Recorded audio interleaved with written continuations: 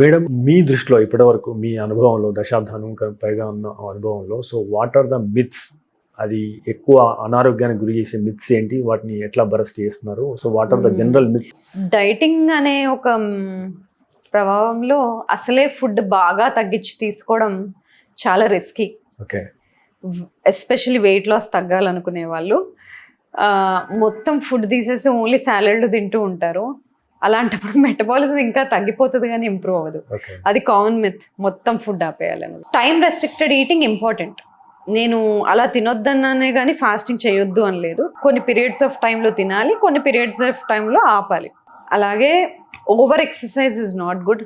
నేను ఇవాళ తిన్నాను, దీనికి మించిన ఎక్సర్సైజ్ చేస్తా, తిన్నదంతా నేను స్పెండ్ చేసేస్తాను అనుకుంటారు. అలాంటి ఒక క్యాల్కులేషన్ మెథడ్ లేదు, అది కూడా ఇంకో bunk. Over exercise is a myth. Over exercise also is not good. Under exercise ఎలా ప్రమాదకరమో ఓవర్ ఎక్సర్సైజ్ కూడా బాడీని స్ట్రెస్ఫుల్గానే పెడుతుంది, బాడీ స్ట్రెస్లోకే వెళ్తుంది. అలాగే స్లీప్లో నుండి టైం తీసి ఎక్స్ట్రా పని చేసుకోవడం లాంటివి చేసుకోకూడదు.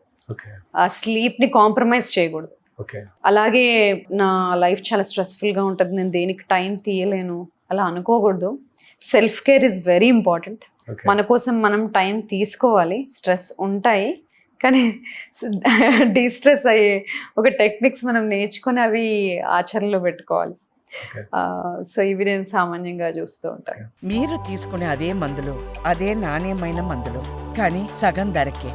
అవును, మెడ్ ప్లస్ బ్రాండ్స్ పై 50 to 80% తగ్గింపు.